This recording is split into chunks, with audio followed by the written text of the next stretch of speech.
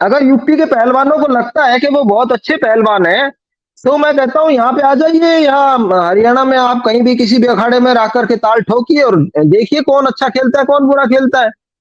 पहलवानों का काम कोई आर्य समाज अखाड़ा बनाना और जाकर के कोई एजिटेशन करना थोड़ा ही है। अब आप एक बात हम्म, बताइए सर कि भैंस पाले जाट, दूध पिए जाट, मक्खन खाए जाट, तो भाई पहलवान भी तो वही बनेगा। खेल मंत्रालय कह रहा है कि हम अपनी कुश्ती कराएंगे और फेडरेशन कह रहा है हम अपनी कुश्ती कराएंगे। अब अलग अलग कुश्ती कैसे कराएंगे, मेरे तो ये समझ में नहीं आया। अगर ऐसा होगा तो फिर तो एनार्किज्म हो गया। जिसके मन में आए वो करो। अगर वर्ल्ड फेडरेशन ऑफ इंडिया बनी ऐसे ही वर्ल्ड फेडरेशन ऑफ भारत बन सकती है, वर्ल्ड फेडरेशन ऑफ संयुक्त भारत बन सकती है, वृहद भारत बन सकती है। दुनिया में सारे पहलवान मर गए हैं, हरियाणा के सारे पहलवान मर गए हैं। हरियाणा जो पहलवानों का प्रदेश है जिसने हमेशा देश का नाम ऊंचा किया है, तो क्या आज वर्ल्ड फेडरेशन को हरियाणा का एक भी पहलवान नहीं मिला जो उसका प्रेसिडेंट बन सके? अगर हम्म, किसी किसी माँ बहन की इज्जत के साथ कोई खिलवाड़ हो जाए तो भारतीय जनता पार्टी के लोग कहते हैं कि इस विषय के ऊपर आप राजनीति मत कीजिए। राजनीति नहीं करेंगे, राजनेता किस लिए है फिर वो? हमारे मोदी जी ये नहीं कहते हैं कि अगर एक खिलाड़ी के साथ शारीरिक शोषण हुआ है तो हमारी सारी माँ और बहनों के साथ शारीरिक शोषण हुआ है, इसका बुरा असर पूरे के पूरे समाज पर पड़ता है, ऐसा कभी नहीं बोलते हैं वो। तो इससे साफ साफ जाहिर है कि उनका नारी और खिलाड़ियों के सम्मान से कोई लेना देना नहीं है और वो सिर्फ इस पर राजनीति करते हैं। हरियाणा में देखिए कि बड़ी अजीब सी बात है, यहाँ पर तो पहलवान ही पैदा होते हैं और पहलवान ही मरते हैं। हम्म, हरियाणा जो हमारा देश है उसके अंदर आप किसी भी गांव में चले जाइए, छोटा हो या बड़ा हो, वहां पे आपको कोई ना कोई कुश्ती का अखाड़ा जरूर मिलेगा। छोटा हो, बड़ा हो, कच्चा हो, पक्का हो, मैट्रेस वाला हो, बिना मैट्रेस वाला हो।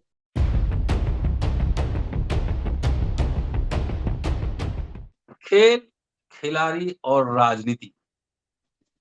खिलाड़ियों के खिलाफ खिलाड़ियों का प्रदर्शन, यानी विघ्नेश, बजरंग पुनिया, इनके खिलाफ आर्य समाज अखाड़े के खिलाड़ियों ने जंतर मंतर पर प्रदर्शन किया। हरियाणा वैसे खेल का प्रदेश है, मुक्केबाजी और कुश्ती उसमें सबसे आगे है।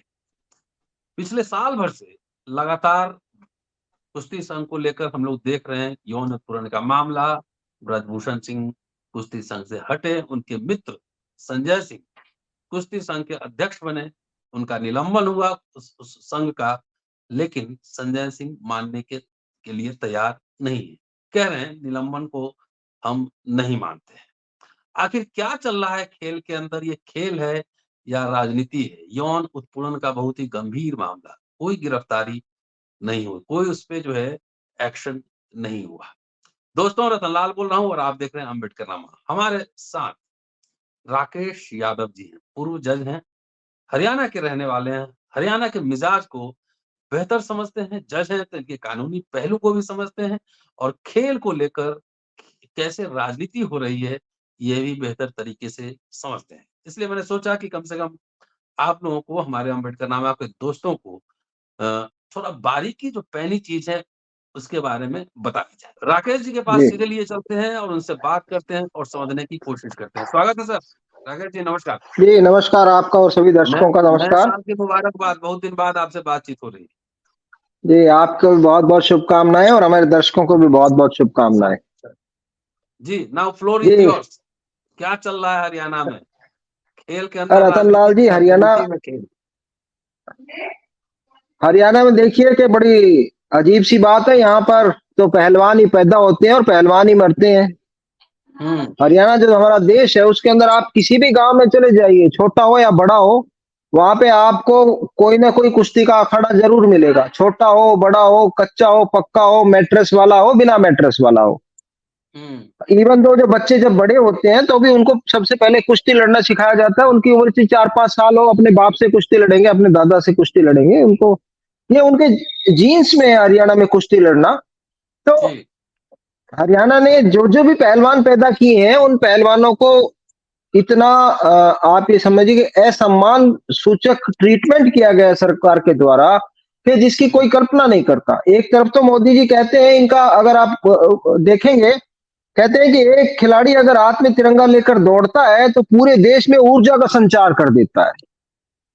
जब एक आदमी हाथ में तिरंगा लेकर दौड़ता है और ऊर्जा का संचार करता है, तब तो हमारे मोदी जी ये कहते हैं।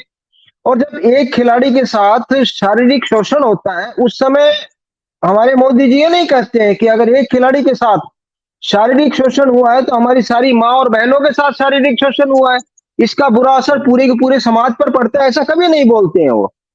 तो इससे साफ साफ जाहिर है कि उनका नारी और खिलाड़ियों के सम्मान से कोई लेना देना नहीं है, और वो सिर्फ इस पर राजनीति करते हैं, जैसे भी तरह करे कैश करते हैं। बजरंग पूनिया देखिए कि अब उनकी क्या स्थिति हो गई है। जब बजरंग पूनिया जीते थे, उस समय मोदी जी खुद उसके जो है सीधे हाथ की तरफ खड़े होकर के उसको अप्रिशिएट कर रहे थे कि भाई आपके पैर में आपने पट्टी खोल दी, आपको दर्द नहीं हुआ।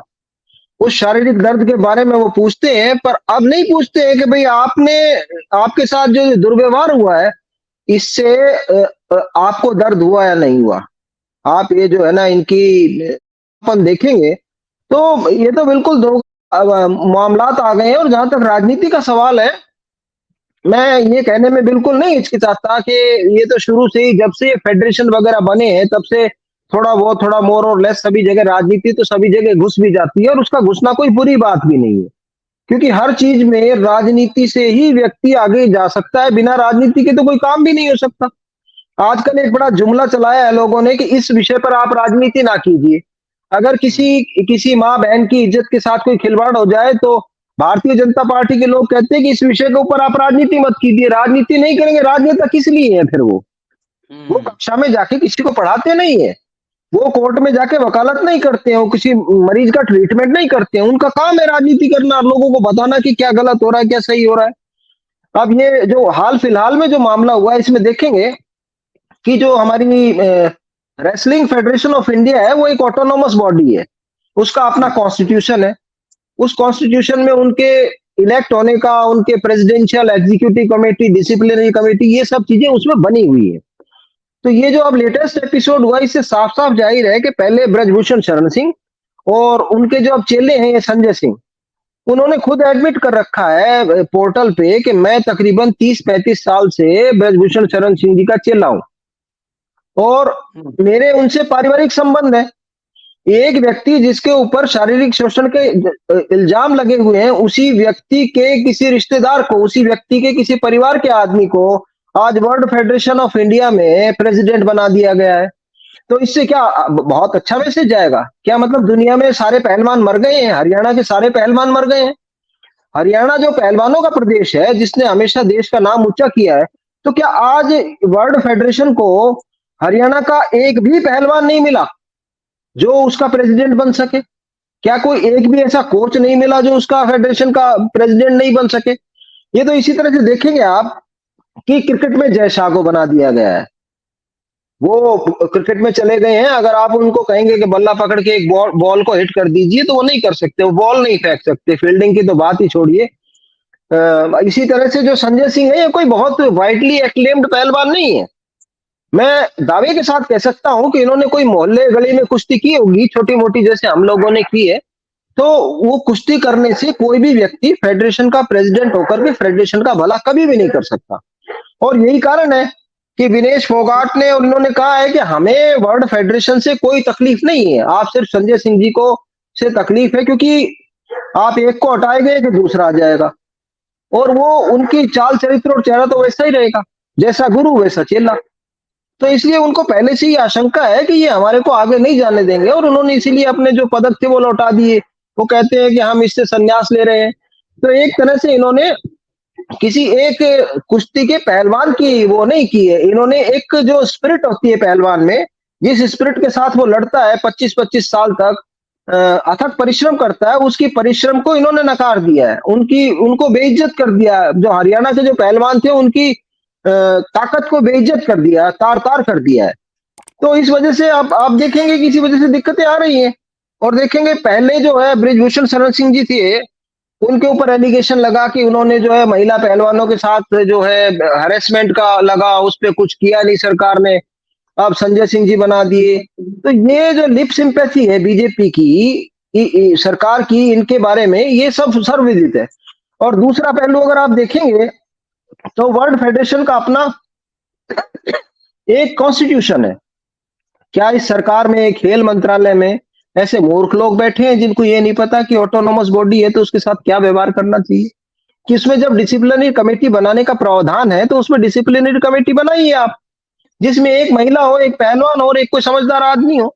ऐसा उन्होंने कुछ नहीं किया, और वो इसीलिए नहीं किया कि वो सिर्फ एक दिखावा करना चाहते हैं कि हम बहुत कर रहे हैं, जबकि कभी करना नहीं चाहते। आज के इस परिप्रेक्ष्य में आप देखेंगे कि भारतीय जनता पार्टी में हमारे जो माननीय प्रधानमंत्री जी हैं या अमित शाह जी हैं, उनकी अथॉरिटी को कोई चैलेंज करने की हिम्मत नहीं रखता है, खासकर उनकी अपनी अपने दल का आदमी। तो संजय सिंह जी अगर उनकी जो मिनिस्ट्री जो है उसको अपोज कर रहे हैं कि उनका हम नहीं मानते हैं बात, तो इसमें अंदर खाते आप समझिए कि ये सब किया जरा उन्हीं का है। उन्होंने संजय सिंह को बनाया है और उन्होंने पहले से कह रखा है, एक स्टोरी जो है वो उन्होंने क्राफ्ट कर रखी है कि सरकार का एक बचाव हो जाए और संजय सिंह को ये कह दे भाई तुम काम करते रहो। अब आप देखेंगे कैसे तो स्टेट की फेडरेशन आएंगी, किस तरह से वहां पे होंगे। जब खेल मंत्रालय कह रहा है कि हम अपनी कुश्ती कराएंगे और फेडरेशन कह रहा है हम अपनी कुश्ती कराएंगे, अब अलग अलग कुश्ती कैसे कराएंगे मेरे तो ये समझ में नहीं आया। अगर ऐसा होगा तो फिर तो एनार्किज्म हो गया, जिसके मन में आए वो करो। अगर वर्ल्ड फेडरेशन ऑफ इंडिया बनी, ऐसे ही वर्ल्ड फेडरेशन ऑफ भारत बन सकती है, वर्ल्ड फेडरेशन ऑफ संयुक्त भारत बन सकती है, वृहद भारत बन सकती है। ऐसी कोई भी व्यक्ति फेडरेशन बना लेगा। अल्टीमेटली जो फेडरेशन बनी थी 1963 में सरकार के तत्वावधान में ही बनी थी। और जो खेल मंत्रालय है, खेल मंत्रालय के पास बहुत सारी इनहेरेंट पावर्स है जिनको यूज करके और वो किसी भी कमेटी का कॉन्स्टिट्यूट करके और उसको इन्वेस्टिगेट कर सकती। पर मैं दावे के साथ कहता हूं आपको कि चाहे 2 बरस बीत जाओ या 4 बरस बीत जाओ, उस कमेटी की रिपोर्ट कभी ना तो पटल पे आएगी, ना कभी सोशल मीडिया के ऊपर आएगी, और कुछ नहीं होगा। इस बात को इसी तरह से दफन कर दिया जाएगा जैसे ब्रजभूषण शरण सिंह जी के साथ जो हुआ था उसको उन्होंने दफन कर दिया एक तरफ। इसी तरह से जो संजय सिंह का जो अपोजिशन है उसको भी एक तरह से दफन कर दिया जाएगा। होना जाना कुछ नहीं। दूसरा, इसके साथ साथ एक कि आप इसके अंदर घुस के देखिए तो करना क्या चाहते हैं इन्होंने। जो नैरेटिव सेट किया है इसमें, वो ये नैरेटिव सेट किया है कि ये जो पहलवान है जाट समुदाय से आते हैं पहलवान, और जाट समुदाय के लोग जो बाकी समुदायों से चिढ़ते हैं, इनका वर्चस्व है, इनका वर्चस्व होने की वजह से, और ये दूसरे पहलवानों को नहीं आने देते। जाटों ने वोट भी तो दिया बीजेपी को। वो यूपी में दे दिया ना, इनको लगता है हरियाणा में देंगे नहीं, ऐसा उनको लगता है। थोड़ा थोड़ा सा डिफरेंस रखते हैं, तो ये सोच करके ये जाट वर्सेस नॉन जाट की पॉलिटिक्स को इसमें लाए घुसाए जा रहे हैं। ठीक है कि भारतीय जनता पार्टी के जो बड़े नेता हैं इसके बारे में नहीं बोलते, पर जो इनके छुटभइये नेता हैं या जो आरएसएस संगठन के जो लोग हैं वो लगातार इस डिस्कोर्स को चलाए जा रहे थे। जब पहले ब्रजभूषण शरण सिंह जी का मामला हुआ था तो खूब पोर्टल पे आता था कि क्या जाटों का अधिकार थोड़ा ही है इसके ऊपर, बाकी जातियां भी आ सकती है, भाई इन 3 लोगों ने क्यों किया। अब देखिए इसमें ये तो खुला मैदान है कुश्ती का, कुश्ती के खुले मैदान में आप कभी भी जीत सकते हैं। ये भूल जाते हैं कि पहला जो मेडल मिला था वो एक जाधव नाम के बंदे को मिला था जिसने ओलंपिक में कुश्ती जीती थी, तो वो तो जाट नहीं था। बहुत से लोग हैं, नरसिंह यादव था, बहुत अच्छा खिलाड़ी था। आज छोटी मोटी बातें चलती रहती है कुश्ती संघ में भी, खिलाड़ियों में भी झगड़े भी होते हैं आपस में, तू तड़ाक भी होती है। इसका मतलब ये थोड़ी है कि भाई कोई जातिवाद इसमें घुस गया है। राकेश जी, जो संजय सिंह का चुनाव हुआ था, चूंकि लेट एपिसोड कर रहे हैं तो थोड़ा कानूनी पेज समझने की कोशिश कर रहे हैं कि चुनाव हुआ था तो डेमोक्रेटिकली हुआ होगा, वोट से हुआ होगा, उसके फेडरेशन के अंदर डेमोक्रेटिकली हुआ होगा। मुझे लगता है कि जो पहलवान लोगों ने अपना मेडल लौटाया, बजरंग पुनिया चाहे फोगाट, रोते हुए प्रेस कॉन्फ्रेंस की, हरियाणा के लोग तो बहादुर होते हैं, योद्धा लोग हैं। इसको पॉलिटिकली इसको लड़ना चाहिए था कि ऐसे मतलब इमोशनल टच देना, इसको तो ताल ठोक के लड़ना चाहिए था। जी नहीं देखिए सर, ऐसा है कि पहलवान केवल अखाड़े में लड़ सकता है, पहलवान आदमी सड़क पे नहीं लड़ सकता, हड्डियां टूट जाएंगी उसकी। तो पहलवान तो अब ऐसे लड़ नहीं सकते हैं कि उनके पास कोई ऐसा नहीं है कि वो पॉलिटिकली स्ट्रांग है कि भाई पॉलिटिक्स करते हैं, उनका पॉलिटिक्स से कोई एक पैसे का लेना देना नहीं है। ये बात अलग है कि थोड़ा बहुत मिसडीड्स जो है फेडरेशन में होती रहती है, परस्पर लोगों में, कभी किसी में हो गई किसी में हो गई, पर इसका किसी जाति से कोई लेना देना नहीं है।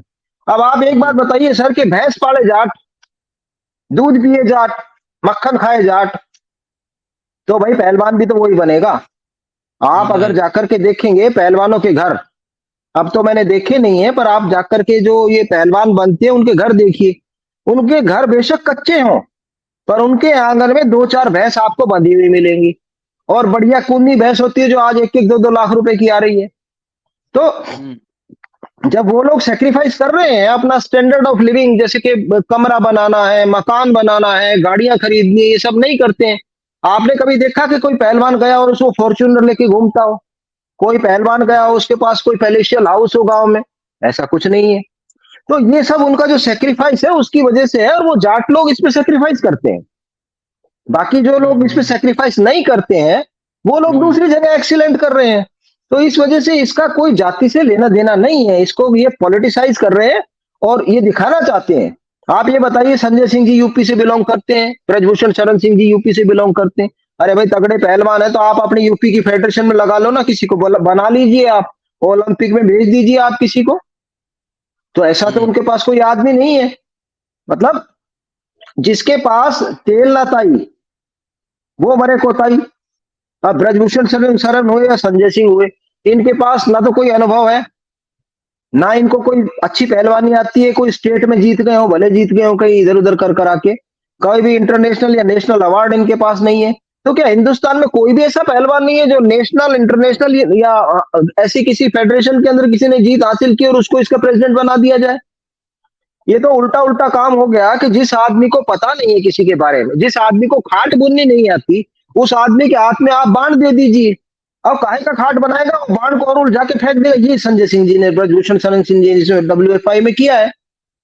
तो ये इनको न तो कोई काम आता है ना कोई काम कर सकते हैं, सिर्फ ये इसको WFI को, फेडरेशन को बदनाम कर रहे हैं जी।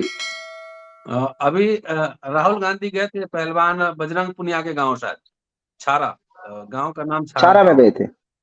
और मैंने देखा घर कोई बहुत आलीशान कुछ भी नहीं था, आप जो कह रहे हैं वो सब दिख रहा था। वहां पर साग और रोटी उन्होंने खाया, बातचीत की, उस पर काफी चर्चा हुई। लेकिन अभी देखा कि बागपत के 300 खिलाड़ी आकर, आर्य समाज अखाड़ा, शायद मैंने ये पढ़ा है, वो आकर धरना प्रदर्शन कर रहे हैं विघ्नेश फोगाट और बजरंग पुनिया और इन तमाम खिलाड़ियों के अगेंस्ट। तो क्या ये कहीं ना कहीं, चूंकि चुनाव लोकसभा सामने है, कहीं ना कहीं जाट वोटों में गोलबंदी करने की कोशिश तो नहीं हो रही? और खेल का जो यौन उत्पीड़न का मसला है, चाहे खेल में जो अनियमितता है, उसको डाइल्यूट करने की कोशिश तो नहीं हो रही? पहलवान बनाम पहलवान, देखिए मैकी सर, बनाम कुकी। ये जो हमारी सरकार है, इस सरकार का काम है कि किसी भी तरह से आप डिवीजन कीजिए, किसी में भी आप BC में लगा लीजिए, SC में लगा लीजिए, उनमें डिवीजन कर रहे हैं। ये जो सवर्ण कास्ट है उसमें भी डिवीजन कर रहे हैं EWS करके। ये हर जगह सिर्फ डिवीजन चाहते हैं। ऐसे ही इन्होंने पहलवानी में डिवीजन किया। अब ये इस तरह से चाहते हैं कि हरियाणा का पहलवान वर्सेस यूपी का पहलवान, कि यूपी के पहलवान और हरियाणा के पहलवान आमने सामने हो जाए और ये अपना आप झगड़ा करें, इससे उनको फायदा होगा।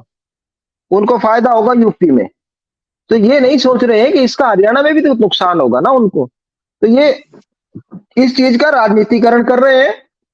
अगर यूपी के पहलवानों को लगता है कि वो बहुत अच्छे पहलवान हैं, तो मैं कहता हूं यहाँ पे आ जाइए, यहाँ हरियाणा में आप कहीं भी किसी भी अखाड़े में रख करके ताल ठोकिए और देखिए कौन अच्छा खेलता है कौन बुरा खेलता है। पहलवानों का काम कोई आर्य समाज अखाड़ा बनाना और जाकर के कोई एजिटेशन करना थोड़ा ही है। पहलवानों का काम है अपनी पहलवानी करना और मस्ती मारना। अब उनकी बेइज्जती हो गई तो उन्होंने बस पदक लौटा दिए, वो कोई झगड़ा थोड़ी करते हैं किसी से। पहलवान की ताकत झगड़ा करने के लिए, एजिटेशन के लिए नहीं है, ये काम राजनीति वालों का है। तो ये जो इन्होंने किया है इसके अंदर से साबित करना चाहते हैं, ये अभी नहीं कर चुके, पहले भी कर चुके हैं, किसानों के आंदोलन में कर चुके हैं। थोड़े बहुत किसानों को बुला करके टेबल पे बिठा लिया और बिठा करके शाम को प्रचारित कर दिया कि किसानों से हमारा समझौता हो गया। ऐसा करके इन्होंने किसानों में डिवीजन करने की कोशिश की। तो आप देखिएगा कि ऐसा कोई भी वर्ग नहीं है हिंदुस्तान में आज जिसमें डिवीजन नहीं करना चाहते। ऐसा ऐसा नैरेटिव चलाते हैं कि मुसलमानों में बहुत जातियां हैं, मुसलमानों में शिया है सुन्नी है। अबे तुम्हें क्या लेना देना मुसलमानों में शिया है सुन्नी है, उससे तुम्हें क्या मतलब है जी? अपना तो ठीक कर लो। हाँ, तुम्हें शिया सुन्नी से क्या लेना देना है? एक आखिरी सवाल राकेश जी, आपने शुरू जी में कहा जी कि हरियाणा के ब्लड में, जिनमें वो खेल है, कुश्ती है, गांव गांव घर घर में जो आपको अखाड़े मिलेंगे, और बहुत ही आम परिवार के लोग जो है पहलवान बनते हैं, कोई हाई प्रोफाइल फैमिली के लोग सब नहीं होते। हरियाणा के लोग बहादुर भी होते हैं और खेल से उनका इमोशनल रिश्ता भी। इसके साथ-साथ वहाँ बहुत सारी पंचायतें हैं, और जो जेंडर का सवाल है बहुत महत्वपूर्ण होता है। कई बार इंटरकास्ट मैरिज हो तो ऑनर किलिंग भी हो जाती है, और तमाम ये सब मैंने सुना है, देखा है, खबरों में आती रहती हैं। आजकल हालाँकि वो कम, लेकिन ये जो यौन उत्पीड़न का मसला हुआ और खिलाड़ियों के साथ जो जिस तरह से भेदभाव बर्ताव हुआ, या खिलाड़ियों ने अपना मेडल वापस किया, लोगों में क्या इसके प्रति रिस्पॉन्स है? क्या प्रतिक्रिया है? लोग क्या सोच रहे जी। सबसे पहले तो देखिए सर कि हर क्षेत्र के लोग अलग-अलग तरीके से सोचते हैं। हैं? जी। जो जाट बाहुल्य क्षेत्र है, उसमें इसको लेकर के बहुत रोष है कि इन बच्चों के साथ, इन पहलवानों के साथ जो हमारे एरिया के हैं, उनके साथ इन्होंने दुर्व्यवहार किया है और इस हुँ, दुर्व्यवहार का इनका इनका हमें बदला लेना है, जैसे-तैसे भी, कैसे भी करके हम इसका बदला लेंगे। और ये जो बदला लेना का जो उनका प्रण है, ये अब हुँ, 2024 में जब इलेक्शन होंगे तो साफ-साफ दिखाई भी देंगे। ओके। जहाँ तक ये जो अहिरवाल का क्षेत्र है हमारा, इसमें इन्होंने ये नैरेटिव सेट किया शुरू में कि भई ये जो लोग हैं, ये जाट लोग इसके ऊपर कब्जा कर रखे हैं कुश्ती के ऊपर, और बाकी जातियों को आने नहीं देते हैं आगे। तो इसको हुँ, लेकर के थोड़ा-सा इधर डाइवर्जेंट ओपिनियन लोगों की बनी, जो बाद हुँ, में धीरे-धीरे डाइल्यूट हो गई, क्योंकि 2 तो हमारी ये साक्षी मलिक और विनेश फोगाट जो है वो तो बच्चियाँ ही हैं सबकी।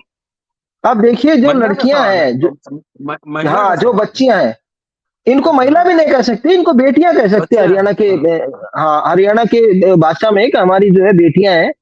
तो हाँ, बेटी किसी जाति की हो, किसी गाँव की हो, किसी क्षेत्र की हो, कहीं की भी हो, बेटी के साथ अगर कोई गलत व्यवहार करता है तो बिल्कुल निंदनीय है।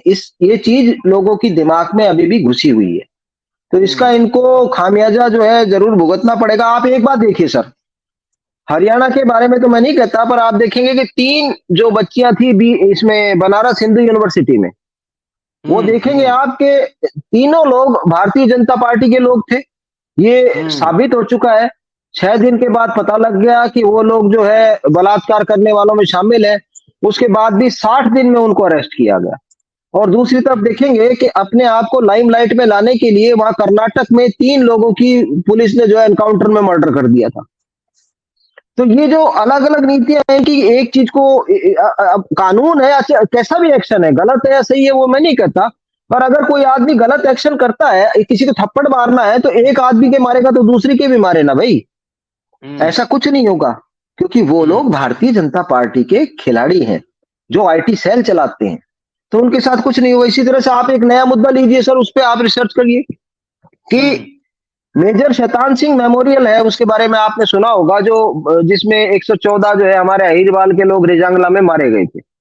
हुँ, हुँ, जो उसका स्मारक था वो बफर जोन में चला गया, बफर जोन में चला गया मतलब चाइना के पास चला गया। हमारा हुँ, जो प्राइड था, हमारे क्षेत्र का जो प्राइड था, हमारी फौज का जो प्राइड था, जिस सी कंपनी ने 8 वेव्स को फेस किया, और 8वीं वेव जो आई वो पीछे से आई, उसके बाद भी उन्होंने सिर से सिर मार करके लोगों को मारा है। उस चीज को ये हमारी सरकार ने खो दिया। तो उस प्राइड का, जिसके बारे में सेना के बारे में जब भी कोई जिक्र होता है किसी भी सेना में, इवन चाइना में, अमेरिका में, रशिया में, फ्रांस में, इनमें सब में जो रेजांगला वाला चैप्टर है वो सबके अंदर है, सबको पढ़ाया जाता है कि किस तरह से मैन टू मैन फाइट कैसे होती है। हमारे लोग मारे गए, हुँ, 114 में से ज्यादातर लोग वही थे। मेजर शैतान सिंह जी थे, वो राजस्थान के थे। तो मेजर शैतान सिंह जी का जो मेमोरियल वहां पे बना हुआ है, और उसके साथ साथ अहीर रणबांकुरों ने जो अपनी कुर्बानियां दी हैं, उस कुर्बानी को भारतीय जनता पार्टी ने चीन के हाथ बेच दिया, ऐसी खबरें आ रही हैं। उसके बारे हुँ, में कुछ नहीं हुँ, बोलते हैं।